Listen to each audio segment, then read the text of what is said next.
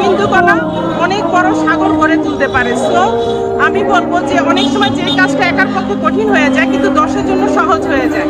তো আপনারা সবাই চেষ্টা করবেন আমাদের যে ফেনীতে এই আকস্মিক বন্যাতে যে সব ডুবে সবাই খুব বর্তমানে খুব শোচনীয় অবস্থায় আছে, তাদেরকে যে যেখান থেকে পারেন যার যতটুকু সামর্থ্য ওইভাবে সাহায্য নিয়ে এগিয়ে আসেন। এবং আপনারা এই ঢাকা ইউনিভার্সিটিতে এসে বাচ্চাদের কাছে আপনারা এগুলো তুলে দিতে পারেন, ওরা সুন্দর করে সেগুলো আবার ওদের কাছে তুলে দিবে, যেহেতু আমাদের ইন্ডিভিজুয়াল ওখানে যেয়ে যাওয়া সম্ভব না। আর ওখানে রাস্তাঘাটের অবস্থা এতটাই ভয়াবহ যেটা সবাই আমরা সংবাদ মাধ্যমের মাধ্যমে জানতে পারছি।